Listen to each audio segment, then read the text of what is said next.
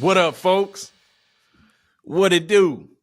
Welcome to another episode of the Best Advice Ever podcast with your boy, comedian Mike Goodwin. Hey, I got a lot to talk about. Very little bit of time. We're going to kick it off. How I typically kick it off is with the On the Road Again segment. Now, your boy messed up. Your boy screwed up bad. I'm talking about big bad. Ridiculously bad. I've done something that I've never done in the history of my career, comedic career. I missed a show, people. And it still kind of stings a little bit. I was a no-go. I was AWOL from my performance. I was en route to Burlington, North Carolina. So let me explain. I had a show scheduled for Thursday. That would have been November. What day would that have been? That might have been the 2nd. That was Thursday, November the 1st. February. Somebody pointed out. Was that on the podcast? Yeah, I was on the podcast talking about all the days of the year that had the same letters, like J. And I think I talked about April and August. I forgot March and May. And my name is Mike. How is Mike forget the M? March and May. I especially March. I'm huge March madness. I'm about that basketball life. May kind of disappears a little bit. May Mester. I do remember we used to have a timeshare, and I worked at the University of South Carolina. So we purchased this timeshare, and the day of our week was like the first or second week in May. And I was great when I worked at the University of South Carolina, but then I took a job at Heathwood Hall, which is a private school, an independent school. And that didn't work because school didn't end till June. So that was a trash week to have working in an independent school. But when I was working at higher ed, it worked. Now, I messed it up. I made a mistake. And it's wild because we tell folks everybody makes mistakes. It's all right. You made a mistake. But when you make a mistake, you don't feel like it's all right. You don't feel like everybody makes mistakes. And there are things that remind you that you are a mere mortal. Even though I think I'm running at a supernatural level, there are things that happen that make you a mere mortal. And for me, for the course of my life, I've screwed some things up. I'm talking about perpetually. There was a time in my life I had this thought like, if I'm doing it, it's going to get messed up. Like I just had very little confidence in my ability to execute. Maybe if you saw me like out of high school, especially when I first joined the military, and then I would have little flashes, but I mean, I had very little belief and self-confidence that, oh yeah, I'm gonna pull it out. I'm gonna make it happen. It's gonna turn out well. Nah, your boy's out here struggling. Well, I just made one of those big mistakes, huge mistakes. I had a show on February 1st in Burlington, North Carolina. The wild part about it, I was tracking the distance for 2 days. So I tracked the distance. Like I realized, because what happened, not only did I have that show Thursday night, but Friday morning I had to catch a flight to Kansas City for Friday 4:30 show. And then I had that Friday 4:30 show. And then after that, I had a Kansas City show, a Big Dad Energy show at the Kansas City Funny Bone. So I had all that considered. So I knew it's about 3 hours to get from Columbia to Burlington. I was going to do the show, jump in the car, drive 3 hours back. That probably would have put me back home around midnight, because I'm thinking I would have left out of there at the latest 9, because the show started at 7. 75-minute show. So you talking the show ends around 8:15. I get my stuff together, settle with, the venue, meet and greet, handshake, take pictures. 8:45, 9 o'clock, I should be making my way back home. 10, 11, 12, pulling up, lay down for about 4 hours. I'm up at 4, out the door by 5, flight boards at 6:20. I'm on to the next thing, right? Well, I'm tracking it. Then I'm also knowing, hey, I'm going through Charlotte. So Charlotte traffic is pretty bad going that rush hour traffic. Now, I was of the opinion that hopefully it was the people leaving out of Charlotte going back home as opposed to the people that were going into Charlotte. So I was just thinking that traffic's going to be a little bit challenging. So I check it. Night before, it says 3 hours and 3 minutes. And then I'm kind of watching it through the day because I was figuring, like, okay, I'm going to leave somewhere around 2:30. That was kind of my game plan. So I might have checked it at 8 o'clock that morning. It was like 3 hours and 12 minutes. I was like, it's a little, they added a little bit more. So I think I checked it around about 1:30, and it was like 3 hours and 40 minutes. I was like, I need to be leaving at 2. Now, the challenge was the name of the theater is the Paramount Theater in Burlington, North Carolina. Coincidentally, in about a week from now, I have a show at the Paramount Theater in Bristol, Tennessee. Theater, same name, different cities. And when I'm sure at some point I looked at the theater for Bristol to see the distance to figure out, do I need to get a flight? Is that something I'm gonna drive? Similar to Burlington. So I guess in my GPS, it had saved the Bristol address along with the Burlington address. So once I saw the 340, it didn't signal me that, wait a minute, that's not the place. Like, I just was like, dude, man, I know traffic adds a little bit more time, but I'm like, 40 minutes, man? Like, that's a lot.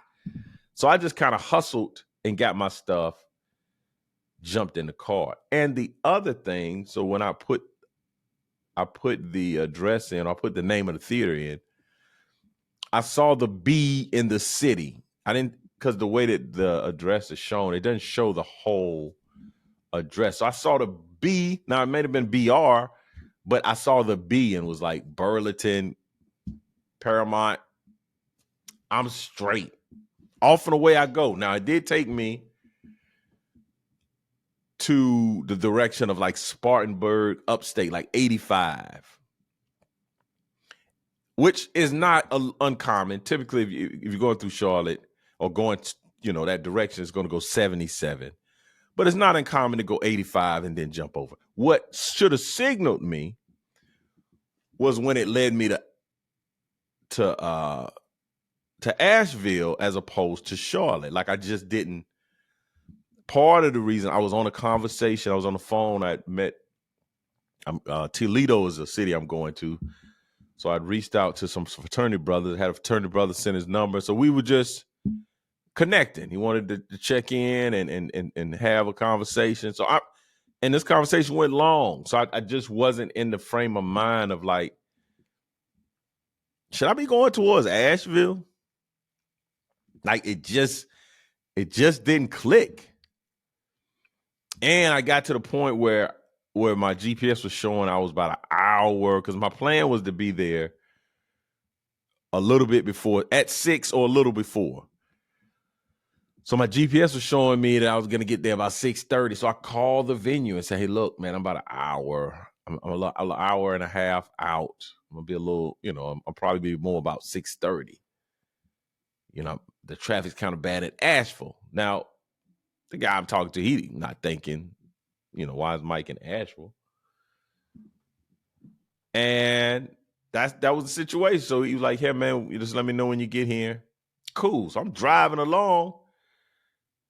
And I see the welcome to Tennessee sign, and my body immediately seized up like, you done messed up, right?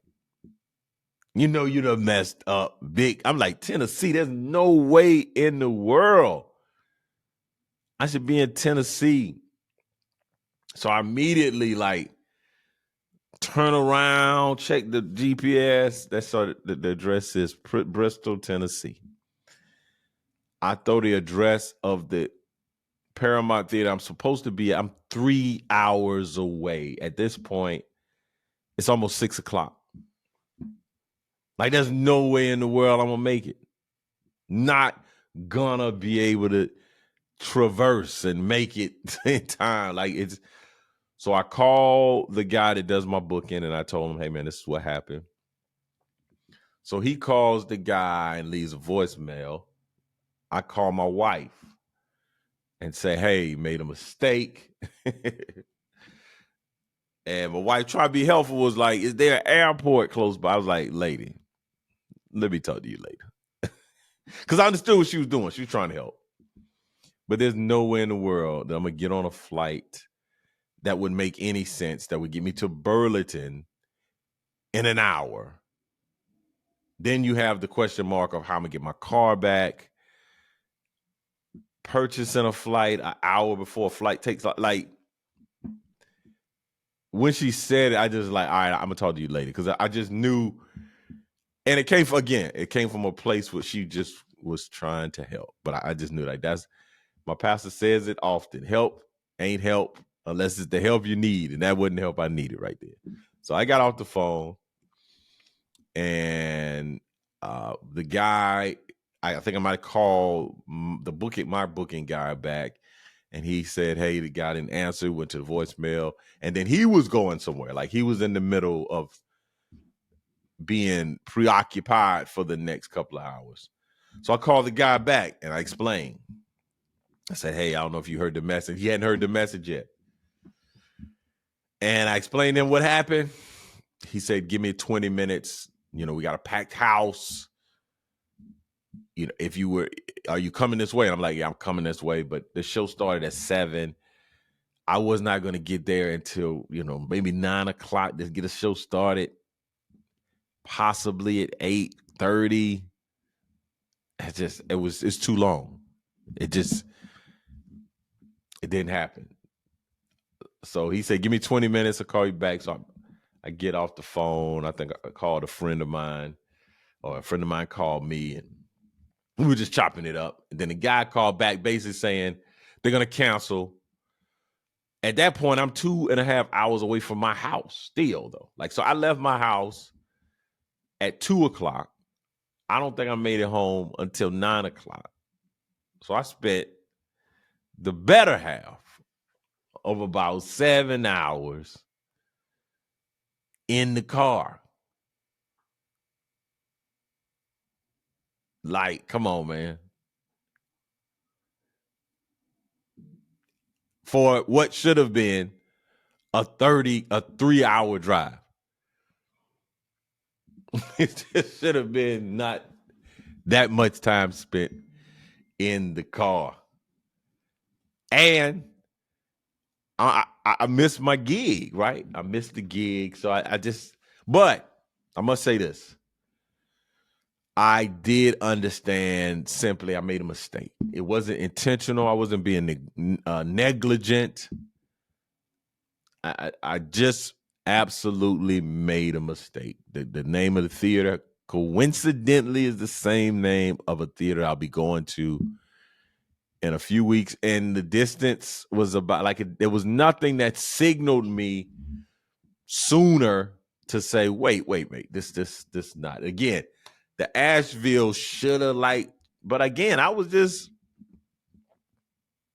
riding along, man. I was just focused on the show. I'm looking at I got material, I got new things that I'm excited about doing. So I missed it. And again, and honestly, that there's been some times maybe a gate change, right? Like it's not uncommon. I recently was on a flight. I think it might have been the Kansas City flight, or it hadn't been that long ago. On the flight, on the plane, the gate is B33. I hustle, we land concourse A. I hustle over to B33. I check into the Sky Lounge and it's D9, and ooh. But there's enough time for me to say, oh, it's supposed to be a D9. I didn't look back again, and it changed on me. I've been, when I was in Enterprise, Alabama a few weeks ago, I drove, I put the GPS to the church. It took me to some neighborhood. Now, I was 15 minutes away from the church, so it wasn't that huge of a mistake was made, but it was within, you had some margin of correction. There's no margin. So I didn't walk away from this experience attacking my self-worth, saying I'm a terrible comedian, saying that, oh man, I'm the worst comedian of all time. How could I? Then I talked to a comedian friend of mine, a buddy of mine. He was just basically like, who wouldn't have made that mistake? A broke comedian wouldn't have made that mistake. So I guess you are so successful. You're out here missing gigs. And I would like to say this will be the first and last gig that I will miss on my accord. I've had, gigs that have been canceled. Things have been rescheduled, but not because I wasn't where I was supposed to be. And I think on social media, it was somebody they drove 5 hours and I didn't show up. So that's like, dang. I did in the comments say, hey man, hit me up. I would love to send y'all some merch, but I haven't heard anything back from that couple, from that wife. She said she's not gonna be able to get her husband to ride another 5 hours. But we were able to reschedule it for this upcoming Friday night. And so that's great. And I will be able to make amends and say, hey man, I'm sorry, Burlington. And I will never not know what Burlington, North Carolina is. I tell you that much. I will. And then I'll be going to Bristol a week from then and tell them, hey, what happened? This is what happened. I came here 2 weeks ago. Well, almost here. I didn't make it. I saw that Tennessee sign. I was like, oh, no. Then there was a lady on the thing, like somebody clearly failed geography class. It's like, yo, kick a man while he's down, will you? Your boy made a mistake. So I made that mistake on Thursday, got back home, and, got myself together, packed my bags, had some dinner. Think I was able to watch the USC girls basketball game, which I probably would have not been able to do. And then I even had a little family situation, little thing I had to deal with happen on top of me missing the show. So it's like, come on, man. Kick a brother when he's down, will you? But then Friday, I had to get up Friday morning and get at it. I did this something called the Real Encouragement Conference. And it's in Kansas. This was their 7th year doing this conference. And it was incredible. Incredible conference. I had a incredible set. It was great people that I met. Shout out to the Real Encouragement Conference. It it supports families and individuals that are in the foster care and adoption care space, that are fostering children, adopted children, have been adopted, all the things, whether you have interest in that arena. And what's interesting enough, my wife and my daughter, they create a hair barrette. So many of the folks in the conference were knowledgeable about my daughter and my wife, and they kept calling me Gabby's dad. Very disrespectful. Then I did a show at the Kansas City Improv, or it used to be Kansas City Improv, is now the Kansas City Funny Bone. Great. It was a 3:45 matinee. Man, good turnout. Shout out to the brothers of Kappa Alpha Psi, the Kansas City alumni chapter. They showed out in force. Man, I just had a wonderful time. I have a town. I had like a stuttering situation just happened. Well, I have a homeboy. I have someone that's from my hometown. We grew up together. I mean, he's a little older than me, but we ran track together. He went to high school together, where he lives in Kansas City, and sent a message. It's like, hey man, coming to the show. Look forward to reconnecting, all that. Well, I go, I do the show, and I'm telling y'all, man, I'm the worst in terms of reaching out to people and play. I'm just trying to get the material to do a great job on that stage. I can't remember that my aunt Lula May lives there, and this cat I went to the high school with, and the cat I went to I just don't. Yeah, my brain is not doing that. I just want to go and deliver a great presentation. Well, the guy that lives there he didn't come to the show. So I kind of remember that when I got back Sunday, and was like, hey man, hey, I missed you. And he was like, oh, that was this weekend. Yeah. But he said something else found interesting. He said, man, how did it go? And I was outstanding. We had a great time. And he was like, great, man. Cause I Kansas City could be a tough crowd. And I was like, wow,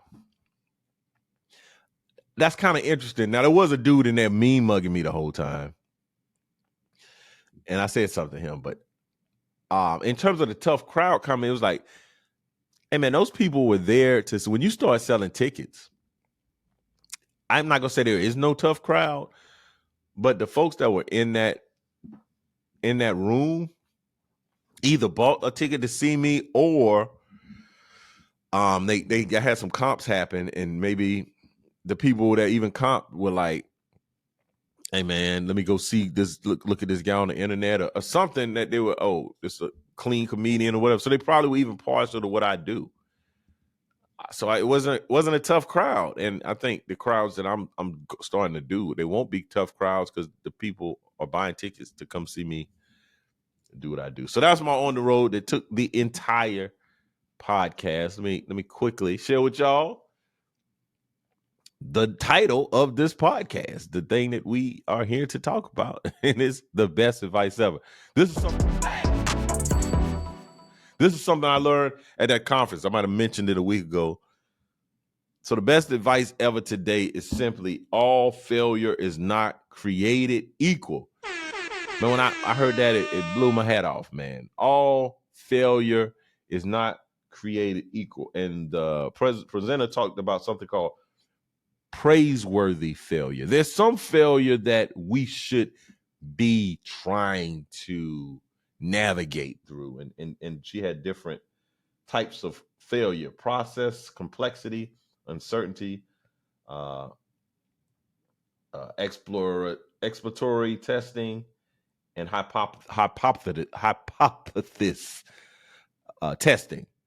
So those are the types of arenas you should be failing in. Like, I should be failing in this podcast, trying to figure out what are the segments that people want to hear. I should be trying different things in different segments and having different ideas.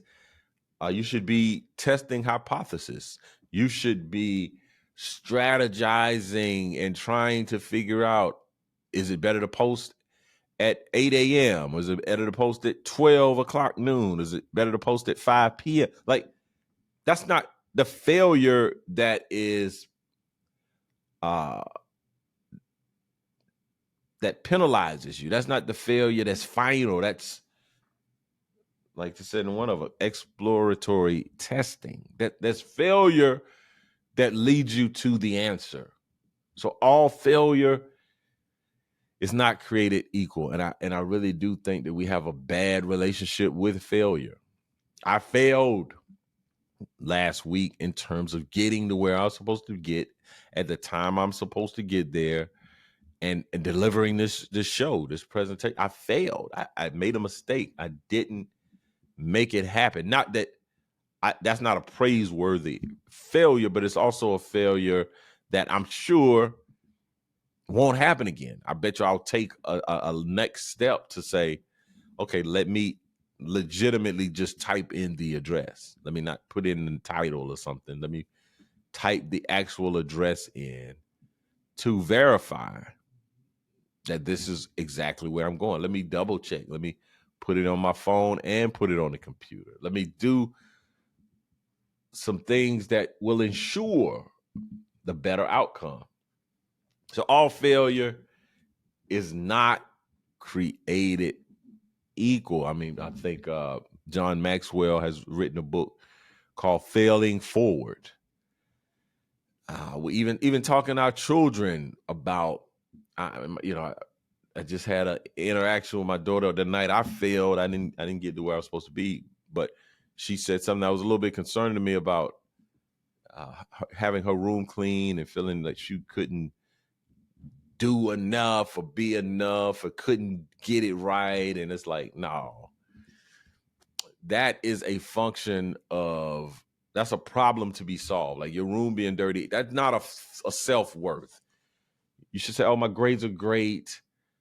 I'm very respectful. I'm a good driver, but I got a dirty room. Like, that's not but I'm unorganized and I'm messy. Like, no, let's figure out how to solve this problem. Do I need to get up a little earlier? Do I need to stay, before I go to bed? Do I need to spend some time organizing? It's simply the same as people saying, oh, I'm just not a math person.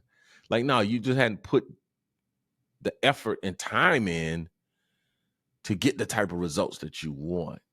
And it may be a little bit more difficult. It's not your natural for you to like, oh, I'm just not a math person. Well, it doesn't come to you easily. That doesn't mean that you can't flourish and do well in math, right? So all failure are not created equal. And with that being said, what I'm not going to do is extend my time and rush through the final portion of this podcast. So I'm going to wrap it up. I do want to give a shout out to the men of the University of South Carolina. They are ranked 15th in the AP poll and 20th in the coaching poll. I've been saying it from the start. I've been saying it all season. Lamont Paris is that dude, and he got himself a squad. I was saying it. I was yelling it from the rooftops, but people were like, oh, we haven't played anybody, especially when we picked last in the SEC. Oh, we hadn't played anybody. We'll see once we get into conference play. We get into conference play, we lose to Alabama big. And people, see, there you go. Try to tell you. Then you beat Kentucky. You beat Tennessee. And even now, we got a game tonight against Ole Miss. And it's the first game since being ranked. And people are on some like, I wish we would have stayed unranked. I wish we would have been able to fly under the radar. Like, and I was thinking about this. And I don't know Coach Paris, but I've seen this in my own career. You can only play with a chip on your shoulder, but for so long. And I remember that's how I started in comedy. I was, these people don't respect me. They don't know who I am. And that served me well until it didn't serve me anymore. Because I remember I was on this like, fly under the radar. Don't disrespect me. I'll show you. But then I remember I went to a gig and people were like, oh my God, you're so funny. Oh my goodness. Oh, I've been talking about you all week. We were so excited. And I was so taken aback. Because I was used to like, they disrespected me. And I'm thinking about this, particularly for the basketball team. I would suspect Coach Perez like, oh yeah, we are this type of team. There's gonna be no collapse. There's gonna be no they couldn't handle prosperity. They couldn't deal with winning. No, like this is the type of team we are. You should expect that from us. You should expect us to be ranked. You should expect us to win these games. I'm building a program. So once you're building a program, there may be a chapter of that program that you can have a chip on your shoulder. You can do the Rodney Dangerfield, I don't get no respect. But at some point, you got to show up and be who you are. And it doesn't matter how other people perceive you. Like, I'm going to be Mike Goodwin. I'm going to show up and I'm going to deliver a great show. Whether you have never heard of me before or you've heard of me and you are so excited to see me, then I'm going to deliver a standard because that's who I am. And I hope, and I'm not hope, but I know that is the vibe that's happening. Yeah, there's some disrespect. They hadn't ranked up. Okay, now we're ranked. Let's play our brand of basketball. Let's do what we came to do. We're taking care of our business. And I just wanted to say shout out. What I'm not going to do is not show love to Lamont Paris and his staff for this tremendous this probably, and I was thinking about this earlier, this probably been one of the most fun basketball seasons that I've had in a while. Even the Final Four season was fun, but it didn't get fun until the tournament. Like that team was kind of in, and I think that team left. They might have won one game in the SEC tournament that weekend, maybe not even a game. And there was some conversations about whether they even were going to be in the tournament. And this was a game. This was a team that the year before had been snubbed, did not make the tournament. They should have made the tournament the year before and probably made a Sweet 16 run. So then the next year they make a Final Four run. It doesn't seem like out of thin air. But this season has been fun because we're 18-3. I gotta check that. Maybe 19-3. Hopefully we'll be 20-3 after tonight or after this week. Especially by the time you hear this podcast. But again, thank y'all for tuning in. It's been another episode of the Best Advice Ever podcast. If you have any questions, comments, anything you want to send, just email us at info@comedianmikegoodwin.com. Please continue to let people know about the podcast. Download it. Let me know if you're enjoying it. I'll see you next Wednesday. Same bat channel, same bat place. You could have been anywhere in the world, but you're here with me, and I appreciate that. Peace.